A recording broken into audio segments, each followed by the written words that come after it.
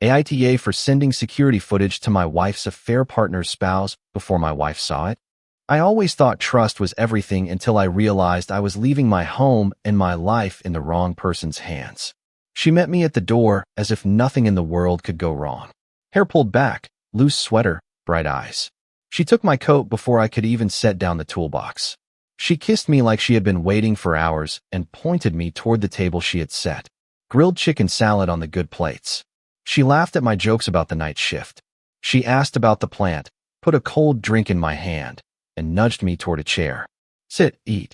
You're exhausted, she said, tapping my shoulder with the back of her fingers like I was a little boy who needed a nap. I watched her slice the chicken, moving around the kitchen quick and light. And I remember thinking, I hit the jackpot. I work hard, I carry the weight, but I chose the right woman to build my life with. I ate. She fussed over me. We talked about small things. The neighbor's new fence, the dog that kept getting into our yard. When I reached for my wallet to check a receipt, she plucked it from my hand, slid it onto the counter, and smiled. No numbers today, she said, leaning in to kiss me again.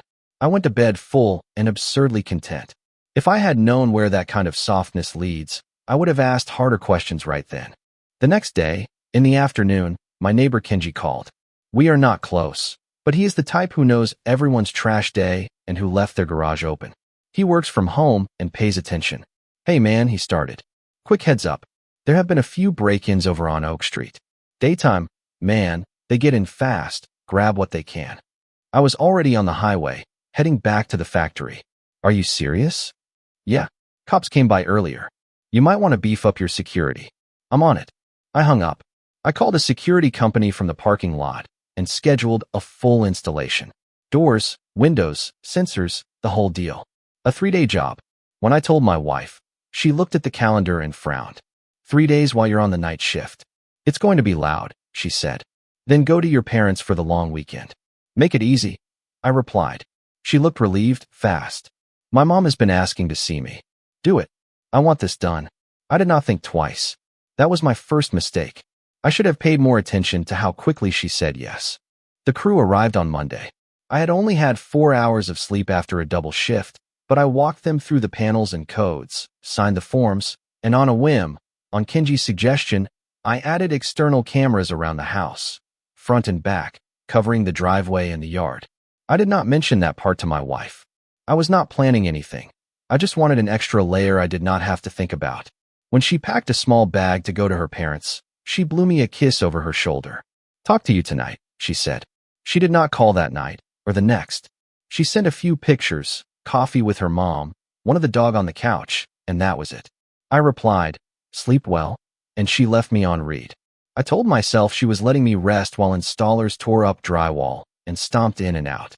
I also told myself it was fine that she had not asked about the extra truck in the driveway. The system was finished early on Thursday. She came back Friday morning. The house looked like a light wind had blown through it. Drywall dust, little paper tags on the sensors. She dropped her bag on the floor and gave me a quick kiss on the cheek. How'd it go? Done, I said. We're locked up tight. She felt it. Then she walked through the downstairs like a real estate agent. Something in her had shifted, small and subtle. Her eyes scanned the front windows. She seemed distant. She was there, making coffee, acting normal, but it was like she was somewhere else, balancing on one foot. I let it go for the afternoon. At dinner, I put it on the table. I can take a few days off, I said. Next week. We haven't had a break in a while. Let's go somewhere, even just for 2 nights. Head up north, hike, eat, sleep. You pick. You're overworked. I'm always overworked, I said. That's not an answer. It's last minute. I don't know if I can. She looked at the oven clock like it was owed a schedule. Maybe later. You love trips, I reminded her. You used to say yes before I finished the sentence. She tried to make it light. Maybe I've changed. Okay, I said, and I took it as a red flag. I did not push. I just logged the data. When you live on the edge, you learn to separate want from need. I wanted her to want me. I needed to know what I was actually seeing. I went back to the night shift, pulled my 12 hours, came home to a clean house and a woman who kissed me like a commercial. And then she would roll over in bed in the middle of a sentence. She was not cold. Exactly. She was careful, polished. That is worse than cold. Cold is honest. On Sunday afternoon, I finally opened the camera application. I had had the hardware installed and had not touched it. That is how confident I was in the situation. I made coffee, sat at my desk, and reviewed Saturday's time-lapse footage. Me leaving in the morning. The contractor's last load still in the driveway. Kenji mowing his lawn. Noon passed. I leaned back in my chair, bored, and then a black sedan pulled up to the curb. Not from our street, not a friend of anyone's. Tinted windows. The driver sat for 10 seconds. Then he pulled into my driveway like he had been there 100 times before. He got out of the car in dress slacks, with button cuffs and a pressed shirt. He looked around the way people look when they know they should not need to look. He walked up to my front door and knocked twice with his knuckle, as if he owned the silence. The door opened, he went inside, and he stayed until just before I got home. I watched the timeline spin. I saw him leave an hour before my truck turned the corner. He adjusted his cuffs as he walked to his car. He did not look at the camera because he did not know it existed. My wife opened the door to wave him off.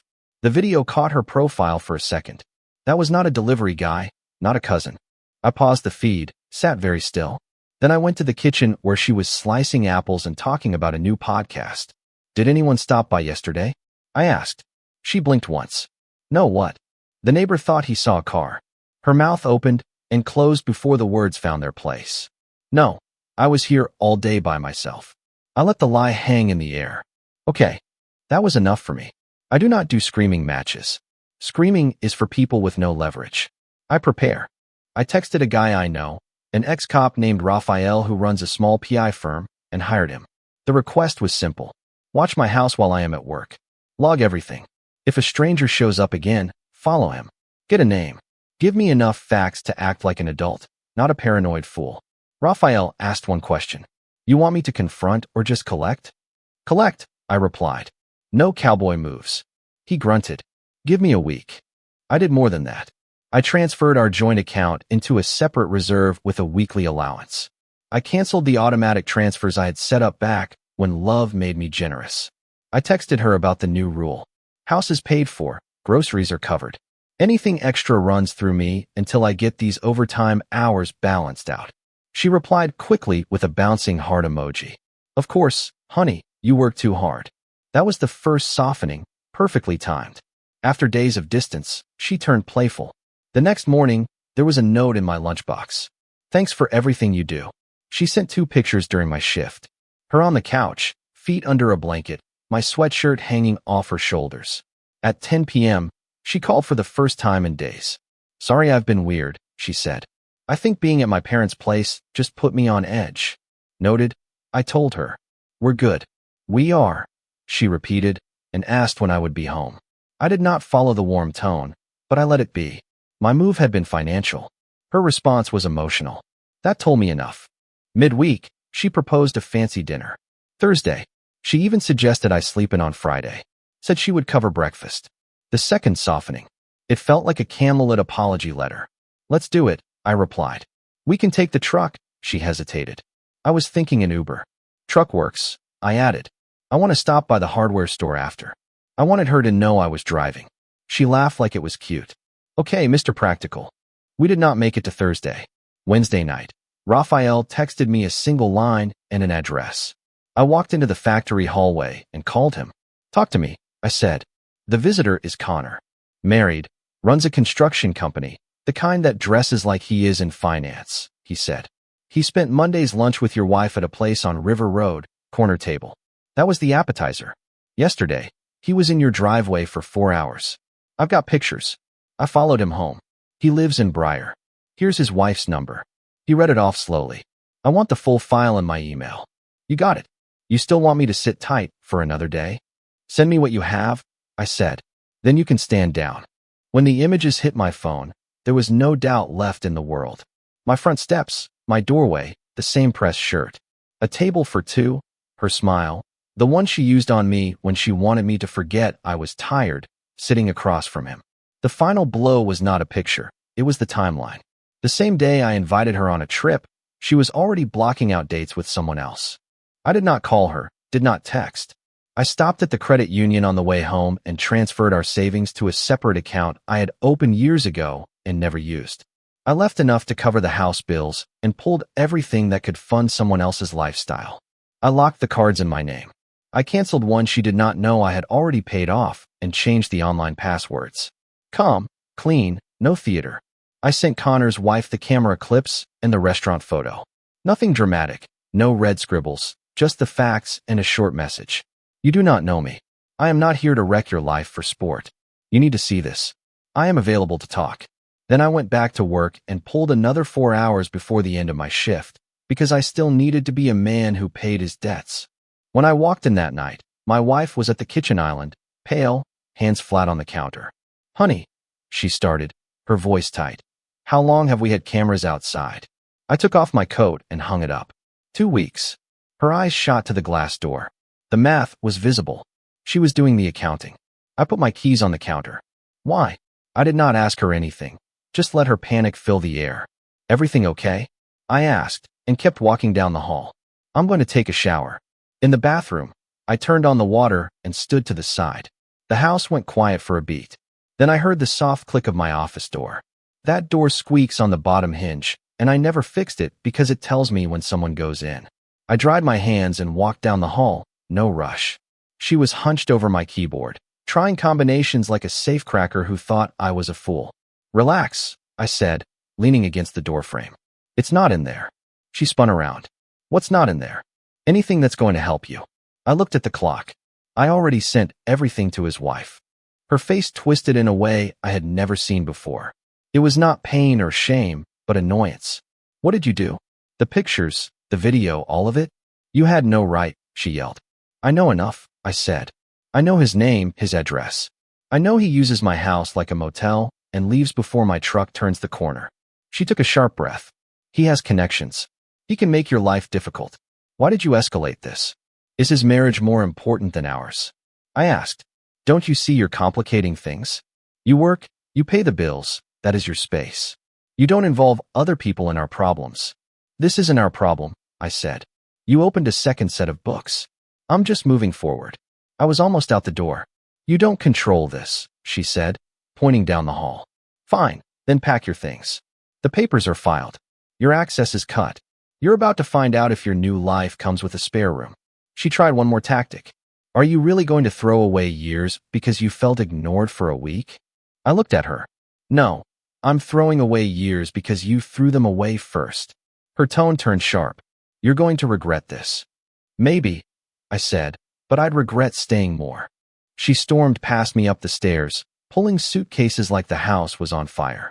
I stood at the bottom of the staircase and heard drawers opening. Then the front door slammed hard for the first time in many heavy shift days. The air in that house felt steady. I took the shower I had promised myself. Then I went to meet my buddies at Parker's, a quiet bar near the factory where the chairs creak and the beer is cold enough to make sense. Elias and Brandon were already there. We have been friends since high school. Brandon talks with his hands. Elias squints when he does not like what he hears. What's with the face? Brandon asked as soon as I sat down. I gave them the short version. No drama, just the timeline and the steps. They looked at me like I had just said the sky was a different color. She always seemed so perfect, Elias said finally. That was the point, I answered. Brandon whistled. So now what? It's over, I said. I put the money where it cannot be used against me. I sent the facts where they needed to go. I'm going to get some sleep, and tomorrow I'm going to do something for myself. Brandon shook his head. Are you okay? I took a drink and felt the floor under my feet. More than okay. My phone buzzed on the table. Unknown number. I answered. Is this Andre? A calm, slightly tired female voice asked. This is him. This is Priya. I'm Connor's wife. She paused like she hated the introduction. You sent me something. Yes. Can we meet tomorrow? Public place, daytime, she added, as if I were the person she needed to be careful of. Sure, I said. No games. Just coffee. We met at noon at a bakery on Elm, 2 tables away from the window. She was composed in the way people are when they are just trying to keep moving through chaos. No speeches, no tears, she said first. Thank you. I knew, she said, or I thought I knew. I just didn't want to be right. Me neither, I replied. I don't think he'll cause you any trouble, she continued. He's proud. He'll pretend none of this happened. He'll also move fast to cover his tracks. I've already taken my precautions, I said. I am not available to clean up someone else's mess. She nodded. Understood. We spent 20 minutes talking logistics, not feelings. She asked if I wanted her to forward anything else she found. I said no. She slid her number across the table anyway. If you need anything, she said, and almost smiled. Legal. Or just as a person saying, you're not crazy. I'm not, I said. I can tell. She stood up. Take care of yourself. I plan to, I answered. And I meant it. On the way home, my phone lit up with a pattern of texts from my wife. First came the threats. You will be ruined. You will regret this. You will be alone. Then the pivot. We can fix this. It was a mistake. Let's talk. Finally, the last resort. Please. Forgive me. I made a mess. I will fix it. I did not answer. I do not punish people with silence. I just do not participate in their reruns. That night, I slept with the window open and woke up without a knot in my stomach. I got to the factory early and asked to switch a night shift for a day shift. Not because I needed to prove anything, but because I wanted to be where I could look people in the eye without feeling like my house was lying behind my back. Walking out to the parking lot, I found Brandon leaning against my truck. You look lighter, he said. I am, I replied. He thumbed toward the street. You still good for fishing on Saturday? I'm good for everything I said no to for the last year, I answered. I like this guy, he said, and slapped me on the shoulder. Saturday morning, in the middle of organizing the garage, the doorbell rang. She was on the porch, red-eyed, hair pulled back like she had run all the way here. Please, she began, hands open. Don't do this. I made a stupid decision. We can fix it. I left the screen door between us. We are fixing it. I've filed. You've been served. I'm begging, she said. We can talk. We just did, I replied. She stepped forward as if my silence was her cue. He's not who I thought. He told me to be quiet, to let it blow over. He hasn't called me in 2 days. I feel like an idiot. You played a game and lost to someone better at it, I said. Don't drag me into your learning curve. You're being cruel. No, I said. I'm being free. Another tactic. Can we at least meet one time? Dinner. For closure. I smiled a little. You needed closure before you brought someone into my house. Her chin trembled. Are you really just going to throw me away like trash? You're not trash, I said. You're a stranger. I stepped back, closed the inner door, and let the deadbolt click home. Through the glass, she looked at me like I had just declared a new law of physics. Then she walked to her car and drove away. That was the last time I saw her up close. A week later, Priya texted. Checking in. How are things?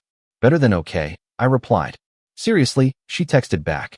It's weird how quiet a house gets when the double life is over. Silence is a feature, I wrote. She laughed with a string of periods. After that, we started talking more. Nothing heavy. Just two people who had walked through a fire and wanted to say out loud that the air was clear on the other side. She had a dry way of joking about the chaos that made sense to me. We met for coffee again, then again. It never became anything else. I was not looking for anything.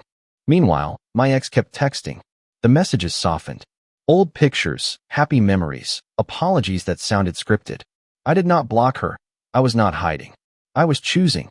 When she ambushed me outside the factory one afternoon, waiting by the gate, hands clutched around a folder of who knows what, I stopped at a reasonable distance.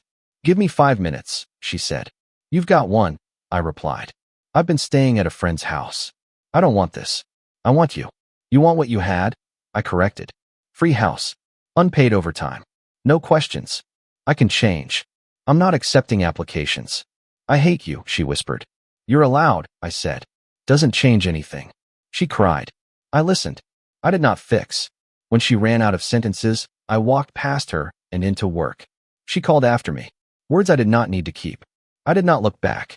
That was the first day I felt the power shift completely, from trying to be good to demanding respect. The next month, my life got simple. I moved to a place closer to the river, a small house with a yard I could mow in 40 minutes. I sold the old bedroom set. I bought a truck toolbox I had wanted for years and built a workbench in the garage. On Sundays, I went fishing with Brandon and Elias, who went just to see if my phone would stay in my pocket for 2 hours. It did. I took a few days off, flew to see my brother, came back tan and happy. I stopped taking double shifts unless I wanted to.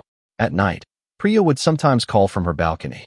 We would trade small victories from the day. You're going to laugh, she said once. I fixed the garbage disposal myself. I'm impressed, I said. You should be, she replied. I didn't even flood the kitchen. We never crossed a line. We did not need to. We were just proof for each other that sanity exists. As for my ex, the energy just died out. Her texts became practical. Correspondence, a box of books, a sweater she noticed was still in my dryer. I put her things in bags, left them by the door, and texted her pickup times while I was at work. She complied. It was almost respectful, the way people are respectful when they no longer have access. The only time the old ache came back was when I ran into Kenji dragging his trash can to the curb. Everything good, he asked. He had seen enough coming and going to know something had changed. More than good, I said. He nodded. Heard about the cameras. Good call. Yeah, I said. Turns out security works both ways. He chuckled once. I'll keep an eye out, same as always. I know, I replied, and I meant it. That Friday, I drove past the restaurant on River Road. It was not on purpose. Habit, from the factory route.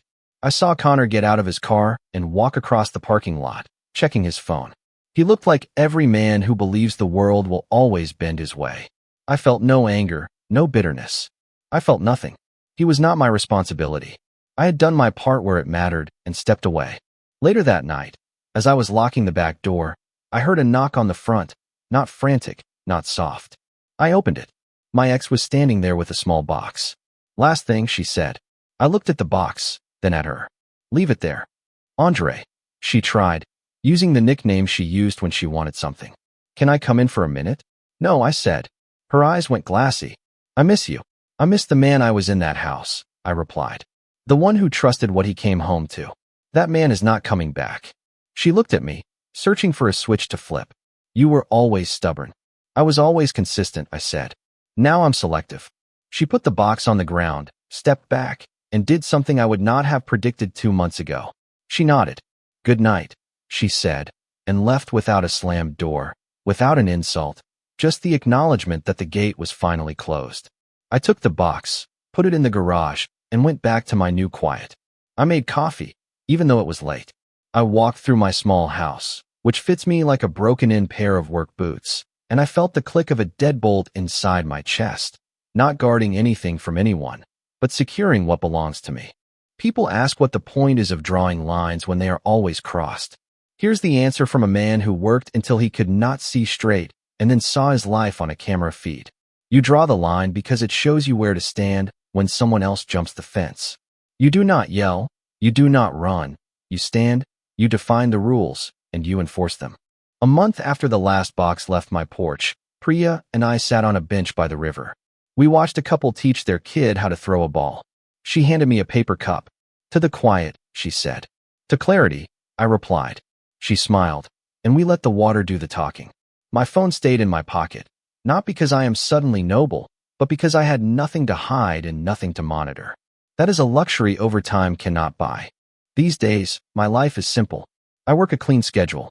I've taken up a second shift hobby, rebuilding old lawnmowers I buy cheap and fix up in the garage.